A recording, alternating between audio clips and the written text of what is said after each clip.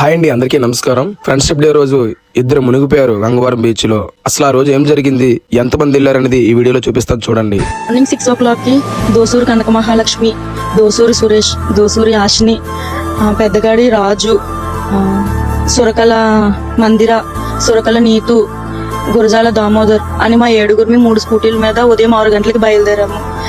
Around ఇక్కడికి వేణుమాధవ స్వామి గుడి దగ్గరకు వచ్చేటప్పటికి 7:30 to 8 బిట్వీన్ అయ్యింది.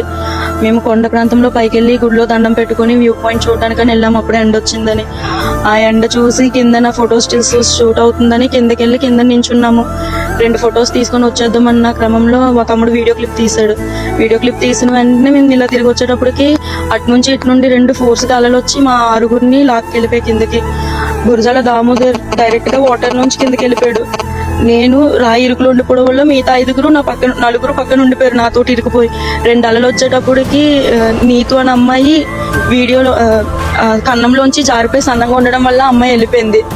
చాలాసేపు అబ్బాయి 2 గంటలు కొట్టుమిట్టుకొని ఉన్నాడు. నన్ను కాపాడండి అనుకుని 2 గంటలు అలా ఈత వేసుకునే ఉన్నాడు.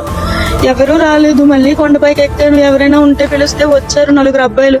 ఎవరికి ఈత రాదన్నారు. ఈ సరౌండర్లో హిందీ వాళ్ళు ఉంటే వాళ్ళు వచ్చారు బెడ్షీట్ పట్టుకుని. బెడ్షీట్ చింపి మొత్తం ముళ్ళేసి అబ్బాయి వరకు విసిద్దామంటే అబ్బాయి అప్పటికే కొంచెం దూరంగా వెళ్ళాడు. అలాగే ముందుకు వస్తున్నాడు వెళ్తున్నాడు. అలాగని చెప్పి మేము బెడ్షీట్ వేసాం. మా అబ్బాయి చేతి వరకు అందలేదు. ఆ 2 గంటలు అయిపోయిన తర్వాత అబ్బాయి అలా తచ్చాడుతూ అలా అటువైపు ఎడం వైపు వెళ్ళిపోయాడు.